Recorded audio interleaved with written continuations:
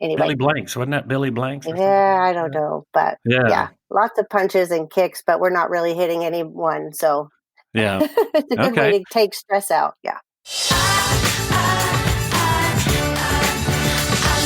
I love bookkeeping. Hey, all you bookkeeping professionals. Welcome to the I Love Bookkeeping Show. I am your host, Ben Robinson, and I want to thank you for being here today. I'm always excited to meet with fellow bookkeeping professionals to help them with their challenges and just to hear their story and be inspired by them. So today, as always, we've got a great guest. Before we get to that, real quick, I want to tell you, if you want to hear all of the shows, we've got them on ilovebookkeeping.com. We've got all the shows there, the recordings of them, the show notes, and some other goodies for you too. We also have information about our courses. That's on ilovebookkeeping.com. And if you want to be a guest, there is a guest application that you fill out. It takes you about 5 minutes, and hopefully I'll have you on here. Now, speaking of having somebody on here, I am proud to introduce somebody that I've had the pleasure of meeting physically in person. I know that in this virtual world, that's kind of crazy. But she worked in corporate accounting for about 5 years, and she didn't really like it.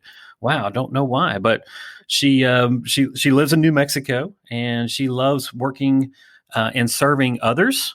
She also is really into having flexible hours, working from home, and just being able to enjoy life. That's kind of crazy, but she also enjoys everything outdoors, kayaking to skiing to camping, from yoga to body combat classes, which I want to ask her about. So let's welcome to the show, Kerrie Maynes. Thank you, Ben. Thanks for having me today. You're welcome. Thanks for being here. What is body combat? Should I be afraid? You should not be afraid. Okay, No, good. it's just a group fitness class that I take at my gym. And so I don't know if you remember Tae-Bo from years and years ago. Oh, yeah. It's kind of like Tae-Bo class. So anyway, Billy Blanks. Wasn't that Billy Blanks or something yeah, I like don't that? know, but Yeah. yeah, lots of punches and kicks, but we're not really hitting anyone. So Yeah.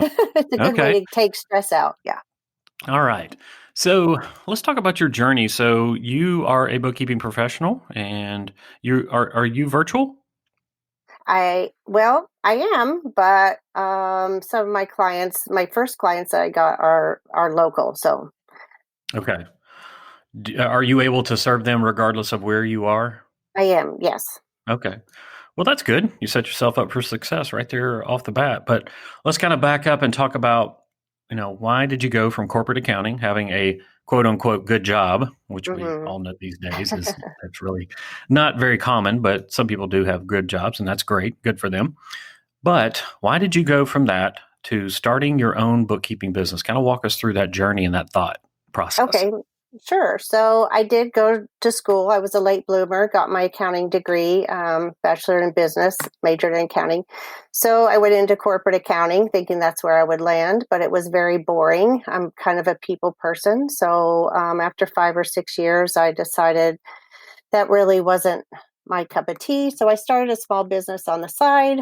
That lasted for a couple of years. I did a major move from Oklahoma to New Mexico. So I had to stop doing that. And anyway, I love working with kids. So an opportunity came up to develop a program within the public schools. So I did that for 12 or 13 years. But through that time, my husband developed an illness, a chronic illness. And so I just knew that I needed more flexibility. I have aging parents as well. So, and I was traveling. So I took a couple of years leave from my job with the school. And during that time, I thought I've just got to find something that works better for me, that I can work from anywhere at any time of the day. And so I had actually come across your program a year before I bought it. And I don't know where I had seen it. I don't know if it was on, what is that one? Something, the word penny is in it. Yeah, the penny hoarder. Yeah. Yes, So I it found it on may, the penny hoarder. Yeah. it may have been in there, or when I was searching for doing things from home. But so I just thought, well, that's pretty cool. And I just kind of tucked that information away. And about a year later, I remembered it and went back to look at it again and decided, yeah, I think that's a perfect thing for me to do. So And there you went inside of Bookkeeper Business Launch. I Okay. did. So I checked it out, thought it was a pretty great program, and knew I could do it. And so, Was there any skepticism on your part in terms of the program, us, or your ability to do this business? I think that, you're always skeptical when you see work at home jobs or things like that come across. So you really have to kind of do your homework. But I don't know. I was pretty impressed by your program and all of the things you had to provide in order to kind of make that decision. So, no, I don't. I guess you always are kind of skeptical, but Sure. what do you have to lose? Some money, Yeah, yeah, but Yeah. it wasn't a huge, investment at the time, and it was something I could afford to do, and I had the ability to kind of try it and see. So, so yeah, I don't know, it just was a perfect fit, and so I Yeah. just went for it. Yeah. Well, I'm proud of you for where you've been. Now, how long ago was that when you made the decision to join Bookkeeper Business Launch? So January, a year ago, January 2018, I bought the product, and Hmm. then I was actually dealing with my mother was passing at the time, and so it seems like a crazy time to buy it, but anyway, so I bought it, and I dealt with that and doing some of the training at the same time, and so in March I actually set up my business, and then end of May, 1st of June, I went out and said I'm ready to take on clients. So. Okay. And so, how many clients do you work with now, Kerrie? So I was doing subcontracting for another bookkeeper, and I was doing three of their clients, and then I have two clients of my own. One is monthly, one is quarterly, and then I have about three other clients of my own that I've done like consulting, training, QuickBooks Online with. Okay. But I've just recently let go of my subcontracting job just because since Atlanta Bookkeeperly Intensive, have decided I need to kind of step back a little and reevaluate where I'm going and what I need to be doing and start building something that, my whole goal in taking on this venture was to do something that could provide some income for me, could be flexible and work for me. I could help others, but at the same time, I cannot add any stress in my life. I already Mm, have a yeah. lot going on, so I could just see the writing on the wall at what a need this is for small business owners and Hmm. where it could go. And I really like to have myself set up for success so that when the time comes. So I've kind of, I'm trying to regroup a little so that I can put some solid processes in place so that Yes. I'm going in the right direction when the time comes. So, Well, you're very wise for doing that now and not letting it become a big ball of poo, and that yeah. you just don't like what you do, which is kind of what happened to me. So good for you for realizing that Oh, now yeah. rather than letting it become too big. So that's very good. So I want to kind of transition over to the opportunity challenge that you have. But before, I want you to kind of tell the audience, like, who do you think that Bookkeeper Business Launch and more so even the bookkeeping profession in virtual, like who is this a good fit for? Who would you recommend that would consider this? Um, I think that it's a great fit for anyone who really has the ability to learn and learn quickly, pays attention to details, who really likes the details in things. And you also, everybody thinks, oh, bookkeeping, I don't need to be a people person, but yeah, you do. In my opinion, I guess you can do bookkeeping in the back end and not be such a people person. But I have a guy from my BNI group that has said, I really don't usually get along with bookkeepers. And he's very friendly and very outgoing. And he's like, but I just love Kerrie. And so I think that you have to have some of that in order to be successful in this. Even though you're virtual or even though it's bookkeeping, it's really much a relationship business. And so I think if you're a people person and you can learn quickly, and then it's great. Yeah, very good. And one thing I would add is that when we say people person, that people usually think like salesperson, extrovert. And I can tell you that most bookkeeping professionals who have been successful with our program and otherwise are introverts. Mm-hmm. Right. No, I But don't like sales at all. And I don't like no, having to be in that role. So, yeah, but you I do it agree. anyway. Yeah. You Well, could be a people person and still be an introvert. That just means yes. you're kind of exhausted after dealing with people. I It, do 2 or 3 of these podcast recordings in a day, and at the end of it, I feel like I've run a marathon and I've just been yes. sitting on my can all day. Yeah. But Yeah. it's just kind of the difference there. All True. right. Yeah. So let's kind of tee up for the audience and for me the challenge that's before you or opportunity, and let's see if we can't get some breakthrough on this. So tee it up Okay. for us, Kerrie. Okay. So when I first started, I thought, I cannot settle on a niche, even though you tell us to do that. I kept thinking and kind of playing with some things, and I just couldn't do it. And I thought, I just want to get clients. And so that's what I did, was went out and got some clients. Well, and I've landed a couple of clients, and I've sent out several proposals, and I'm finding that every time I have a new client come to me, or a potential client, I'm researching and I'm learning and I'm trying to figure out that industry and I'm trying to figure out their systems. And so I just find that I'm constantly trying to figure something out. And so I really like simplicity in my life. And I thought, I have got to figure out what my niche is going to be, because I can see where this is going to bring me some simplicity. And I also can see where it makes your targeting, your marketing efforts so much less complicated, I guess. So, Amen. um, Amen to so that. yeah, so I can see the advantages now that I've been in it a little while to really focusing on a niche. So I have a client that is an attorney, and I really love working with her, but I love her as a person, probably first, and second, she's an attorney. But it's kind of shown me, and it's funny because I don't really like the legal system. I don't like courts. I don't like people who sue people. Like, Yeah, who does? I really don't like that. But so I thought, okay, well, I can serve attorneys and just be specific in the attorneys. And so, in which attorneys I want to serve. So that's where I am now. And so I'm a person who likes to have the whole picture and all the details to feel confident that I know what I'm doing. And so now I've chosen attorneys and certain attorneys, um, and now I want to know, how do I really become a specialist in that field, and where should I begin? Where should I are there certain?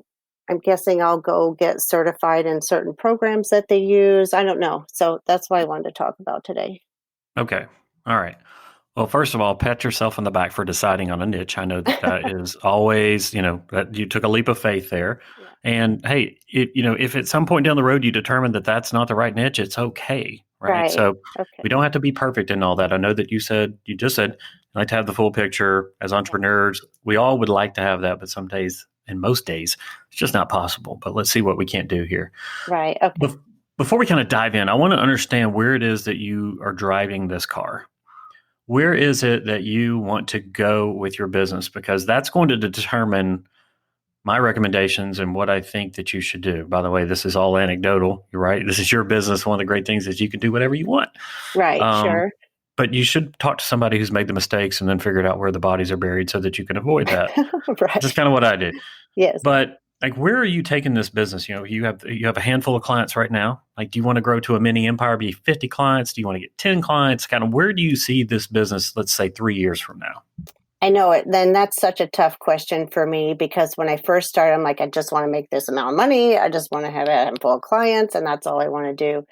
But I'm not opposed to growing a mini empire, which is why I joined Bookkeeper Elite, and I can see where it could happen quickly, even if you hadn't planned on it. So I'm kind of going through my vision right now. In the book that you had given us, called Traction, is really Mm-hmm. done a great job taking me through each of those steps. And so my 10-year vision, that I made out, was that in 10 years, the business will be running itself, or I will sell it.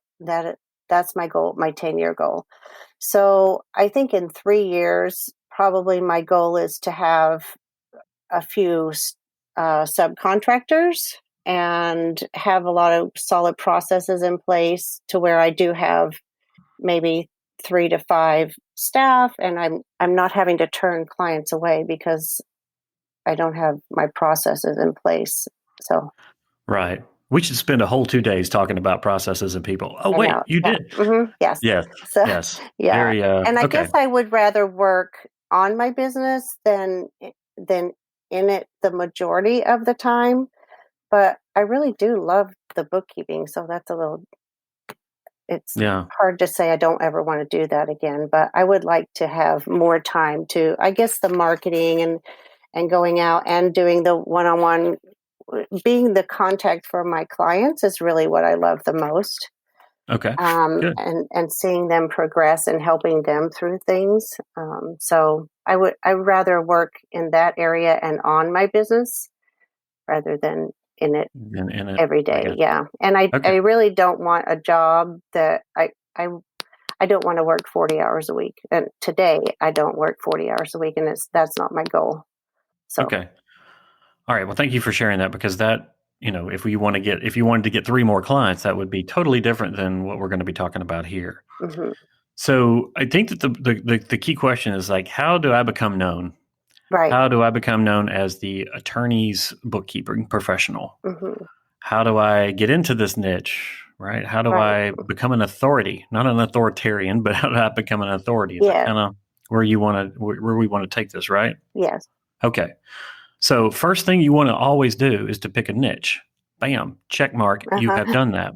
Now, I want to ask a question. I want to back up, because you said you liked the attorney probably as a personality more than the fact that she is an attorney. So Yes. let's dive into that, because it's not just industries that we can niche in. Hmm. That's one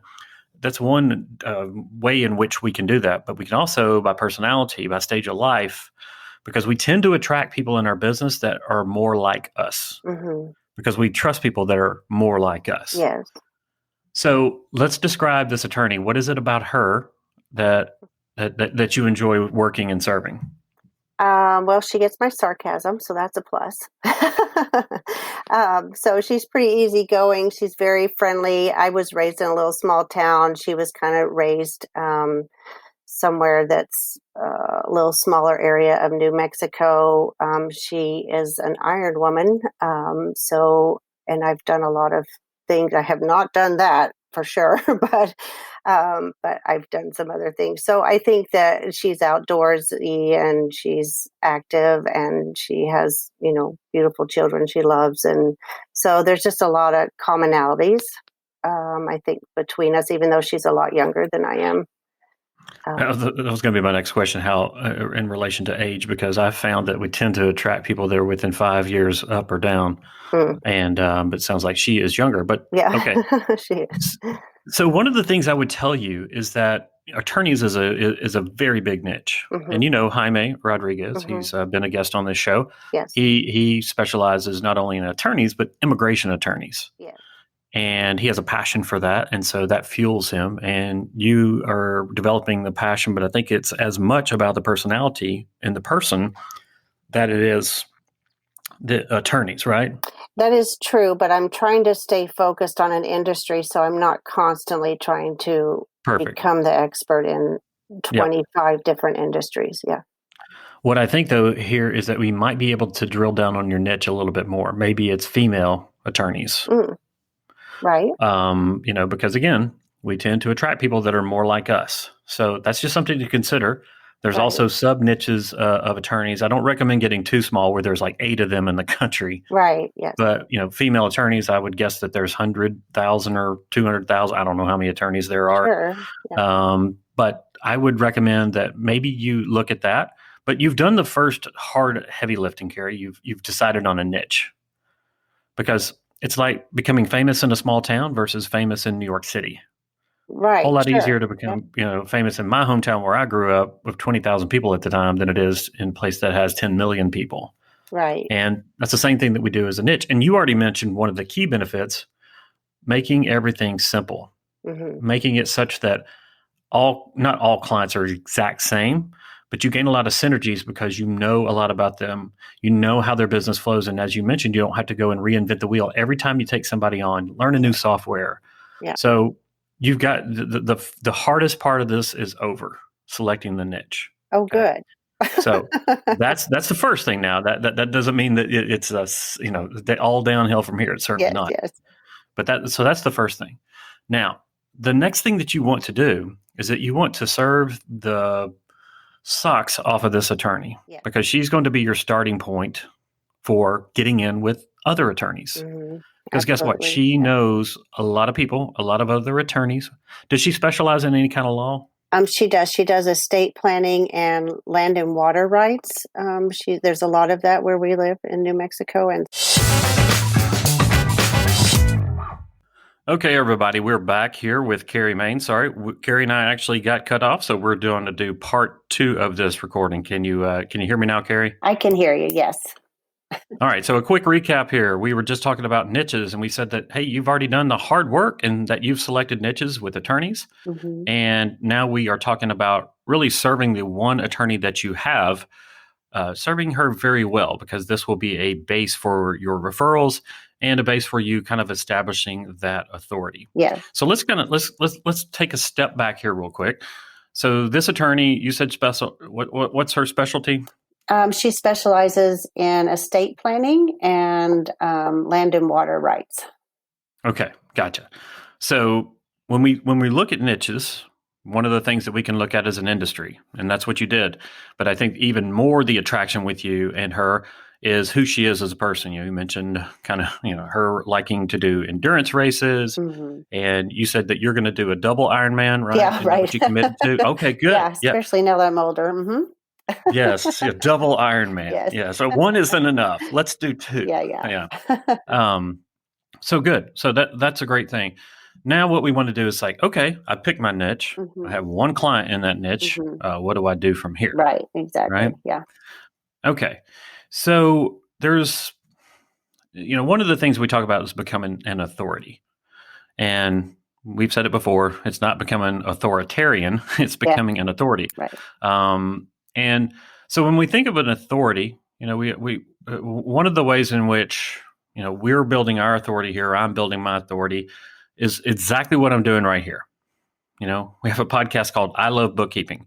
I just hung up the phone a few minutes before we were recording this with a guy, and I was like, could you think of anything more boring for somebody outside of the bookkeeping industry or aspiring? And he's like, no, I couldn't. And I was like, okay, but we still had 8,000 downloads in our very first month. Right. So every niche, every industry has eyes that want to see it. Right. And so one of the things that I want you to do is to brainstorm, how could you get in front of this audience? Whether it's one person or 100,000 of them, how can you get in front of them? And this is a question that you're not going to answer tonight or tomorrow. It's a perpetual question that you're going to be keeping in front of you. Yeah. And I've thought about it some, and I actually talked with another BBLer that specializes in attorneys, and so kind of trying to get some mentoring from her, and so she was a great help. So she told me about a lot of bar associations, and so I've kind of looked into those, and there are a million. So I think that's not going to be difficult there. I am a member of BNI, and I kind of thought, do I pull out of BNI? I renew the 1st of June, and so since I've decided on a niche, it's a little harder to give my presentation every week because I keep asking for attorneys, but but I also know that it could be something where I could reach a lot of attorneys that are part of BNI all over. So I don't know, but I have thought about some of it. Yeah. Okay. So going to these groups is a great thing. Getting yourself in front of them. I did this very thing with dentists. I went to the state board, and they have a get-together once a month, and then they have a huge get-together once a year. And at first, I wanted to go to that yearly event where all of them were going to be, scores, thousands of dentists.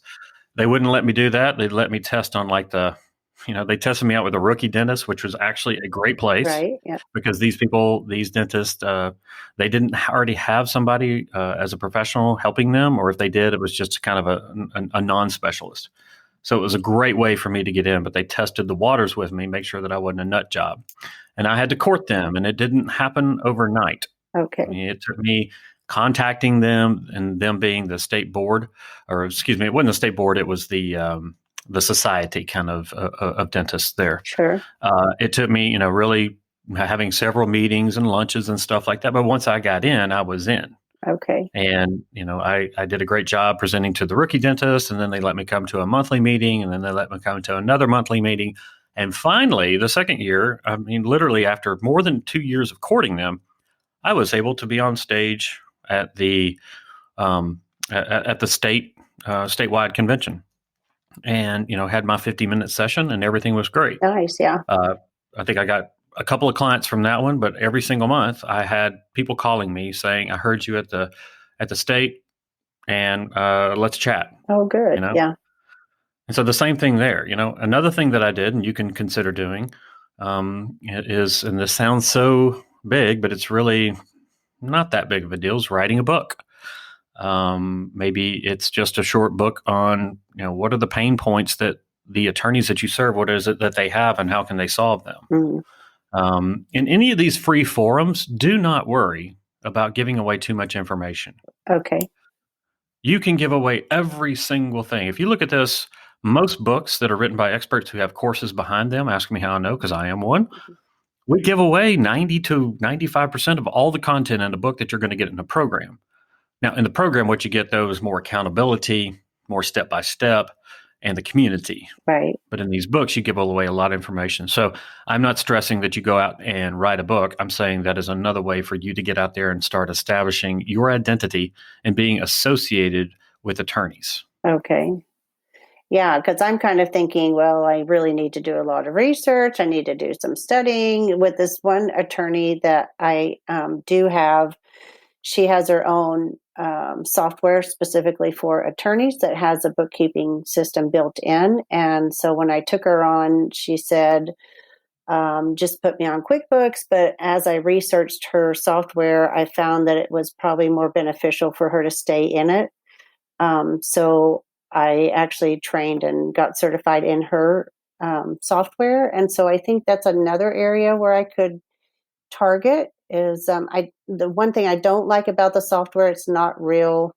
I'm used to QuickBooks and I can pull a million reports however I want. And this is not so friendly that way. And they don't even have a statement of cash flows. But Yeah, so that's just a silly statement yeah, anyway. Who wants to look at that?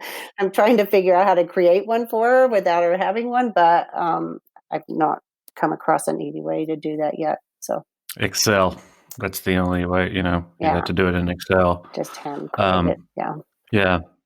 So there's another thing right there. Like, find out, does she have a software rep?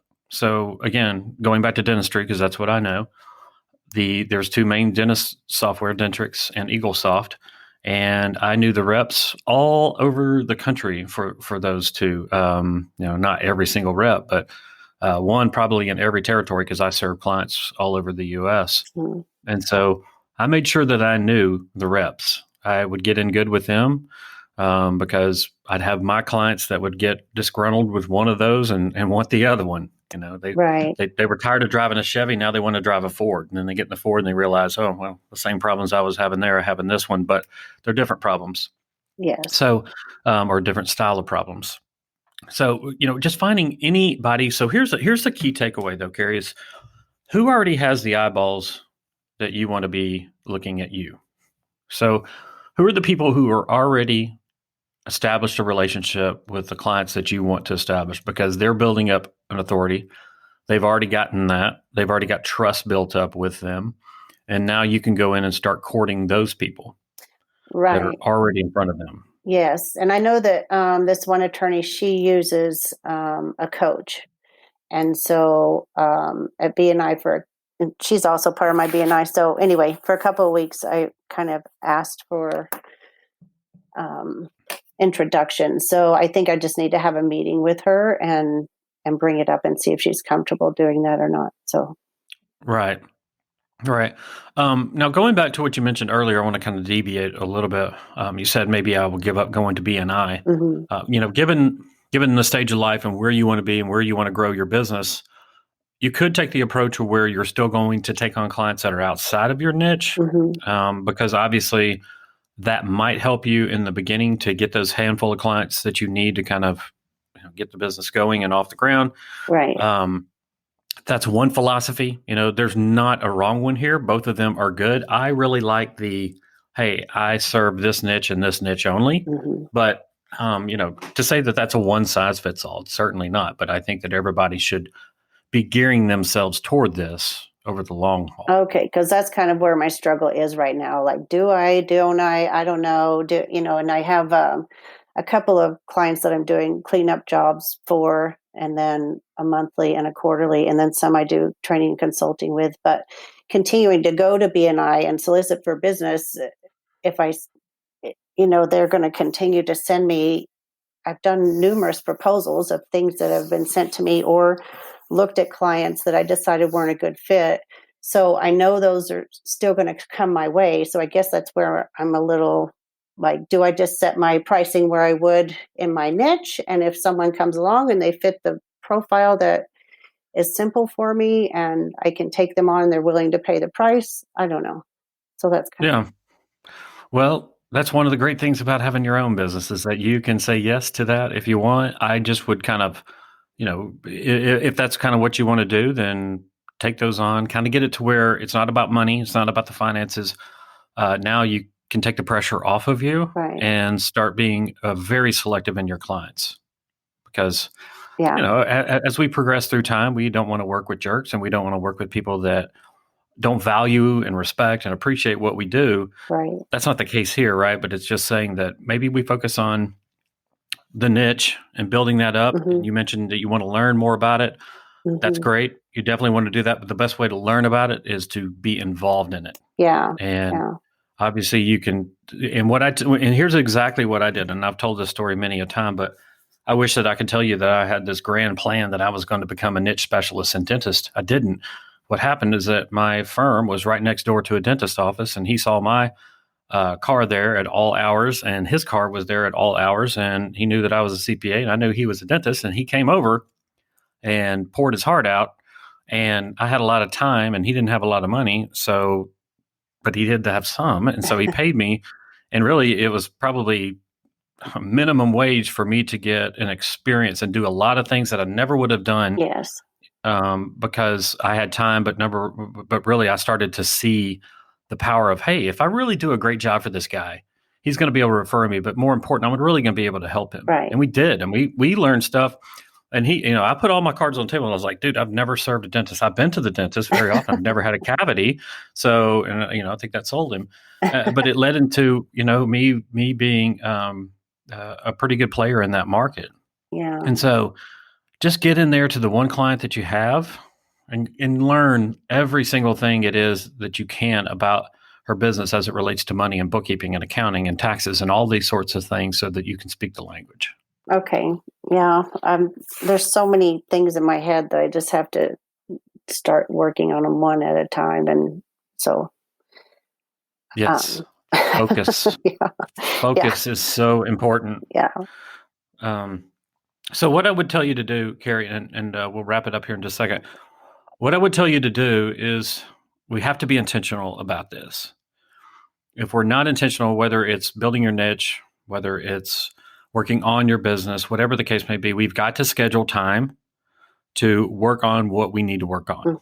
I agree. So one of the action items that I would put down for you is to really set aside, start with 3-4 hours a week, whatever you want, to researching your niche. Don't do too much research on this, though, because the more that you learn, the less likely that you are to act. Okay. So there's a balance in there. What I would tell you is that I would start off by finding places that I could be in front of my market and speak to them, because the very best way that you learn about it is when you have to teach it. You already have a solid footing on bookkeeping, so you could just go in there and wing it if you wanted to. But think about the solid knowledge that you have of bookkeeping and your background and your experience, and now being able to speak the language that they speak. The mere fact that you say, I'm Kerrie Maynes, and I serve attorneys, and that's exclusively what I do. If that's the case, if not, and say I serve attorneys as one of the niches that I help. And today we're going to talk about XYZ and how you can get ABC. And just being able to speak their language, they identify you as one of them, or at least somebody who's going to help them. And again, I would just want to have as many eyeballs in front of me of the people that I want to serve. And there is no better teacher than being in front of an audience and having them look at you. That right there is the fire that is you cannot replicate that by reading a book, reading blogs, and all that. Getting in front of them. Okay. And I say getting in front of them, it could be in a virtual environment. One of the things that you can do is, and I don't recommend that you or anybody else do this right off the bat, but you can start doing direct mail postcards to a web class, also known as a webinar, where you teach information and you give away a ton of stuff to them for free, understanding that most people are not going to become your client. But you do this and you hone your skills. You get in front of other people, you give away tons of value in advance, and then you get clients from it eventually. Okay. But I don't recommend starting off like that, because if you don't speak the language, if you don't know the hot button issues with them, Right. if you don't know your niches, jobs, pains, and gains, and all the things that we talk about here in identifying an avatar, then that's a little bit premature. Okay. Yeah, I was just thinking about going to some of these bar associations and just going. I noticed that one of them had like training for trust accounting, and I thought, well, that I could gain some knowledge and be around some other people, but I hadn't really thought about going to them and presenting. Yeah. So I guess I need to think bigger. So, well, I don't think it's an either or. I think that absolutely that's a great way to get in. I mean, now you're the customer and getting in on all this stuff. You're going to meet people there, just like you mentioned, that are already in that niche. And so that's pulling double effort. So that's a great idea, Kerrie. I definitely would do that, because you're expanding your knowledge. Please, just don't go into it thinking, I'm going into this to get clients. No. Anytime that you are in an environment where you have eyeballs in front of you, don't think I'm going here to get clients. Right. Go in there to say, I am here to give away value, to give away information, and to help people. Yeah, exactly. It's a very simple and subtle shift, but it makes all the difference in the world. Yeah, I agree. I'm not a salesperson. I don't like that part of it at all. I just like relationships. Do you want to know? When you do that, you become the most effective salesperson that there is. Yeah. Because none of us like to be sold to, but we love to buy. Yeah. We love to buy. Yeah. And when we make this change, and I have friends in business that are like, you're crazy. What is all this Zen stuff you're talking about? I'm like, that's fine. To each their own, but that's just not me. And it's the frame of mind that it puts me in. I'm not looking around the room going, okay, could that lady be my client? I'm like, could she use my help? I mean, literally, that's what I would think. Yes. Yeah. And get in a conversation, and I would be asking those open-ended questions. I would be smiling. I would be figuring out what is her challenge, asking questions that nobody else in the room asks, right? Kind of goofy ones and all this stuff. And hey, how can I help you? Things like that. Just going into it with that philosophy, that mentality is a game changer for you. Okay, great. All right, Kerrie, let's talk about action items, because you've been around me. You know that I'm not going to let you off the hook going, oh, okay, everything's great, Kerrie. Oh yeah. So I remember. Let's talk about. I remember Atlanta. Let's talk about. We won't talk about Atlanta. So let's talk about what you're going to be doing as a result of this call. What? Tell me your next actions based upon this. Well, I believe my next actions are going to be to try and get into some of the bar associations. I've looked them up and have information. I can't see where someone who is not an attorney or part of the bar can join, so I need to make some phone calls. And kind of figure that out. And then I need to make a decision about B&I, whether I'm going to stay or not. I guess I feel a little bad to pull out after my first year after developing relationships. So that's where I'm a little torn. But I also need to make the decision whether it's it's the best use of my time now that I've decided on a niche. So, Okay. I don't know. I'm sure you have more action than what I just mentioned, but Stay focused. Stay focused on those things. The great thing is that we have this recorded, so you've got enough to do right there with those 2 action items, especially number 1. Yeah. But one thing, I want to encourage you on action item number 2. Think about it. If I say yes or if I say no to BNI for the next year, it's not the decision; it's what you make with it. Mm-hmm. And you got to see it as there's advantages of both ways. So Yeah. there's not a wrong decision here. It's what is true. the best decision for you, Mm-hmm. given where you want to go. All right. I would just make pros and cons. Okay. If I weren't at BNI, because going to BNI is a very high leverage activity. Mm-hmm. Okay. So it's something that you should be doing. That's working on your business. Mm-hmm. So if I'm not going to go, then I'm going to be intentional about replacing that time with something that is working on my business. Yes. Yeah. Instead of just defaulting back to doing debits and credits and stuff like that, Busy right? work, yeah. So make sure that if you make that decision that you say, okay, I was spending this 3 hours on Wednesdays going to BNI and traveling back and forth. Now I'm going to replace it with this. Yeah. Yeah. I agree. I need to get better at scheduling my time. And my husband's pretty good about trying to keep me on track and do that. So that's good. But I think the other thing that I am working on and pretty dedicated to get in place as quickly as I can is processes, even as rough as they may be, because I don't like bringing more stress into my life by building this business. And so it's my goal to have those in place. So when I start building this niche and I start needing to bring in some help, that I have those in place and I'm not backpedaling. So those are really my main Absolutely. focuses right now. Well, Kerrie, I'm proud of you. You've come a long ways, and I know that you will continue to. And I would love to do a follow-up on this to make sure that you've done your homework. Okay. That's the whole reason that I would do that. Yes. No. Okay. But I'd like to do a follow-up after you've had some success, because I know that you will in this. I'll just leave you with the fact that this is not overnight. Mm-hmm. For you and for everyone listening. Being that niche authority takes time, and if you're looking for a quick buck, this is not the way to go. Yeah. There really isn't a way to go and make a quick buck in this industry, or really in any legitimate industry. Yeah, I agree. So go out there and take that action. Kerrie, thank you so much for being a part of the I Love Bookkeeping show. Thank you, Ben. I appreciate it. Thanks for having me. Yes. Listen, if you would like to hear more great conversations just like today's, then I want you to head on over to ilovebookkeeping.com. There, you're going to find all of the shows, the notes, and some other great goodies that we have for you there. Now, if you'd like to be a guest on the I Love Bookkeeping show, there is a link that says Be a Guest. Go in there, and we'll walk you through the process of getting on the show. And finally, to discover more about our programs, go to the courses page on the ilovebookkeeping.com site. There you have it, another great episode of I Love Bookkeeping. Thank you for being a proud listener, and thank you for being a bookkeeping professional. Enjoy the rest of your week. I love bookkeeping. Here's a little shout to all my friends working hard at keeping the books.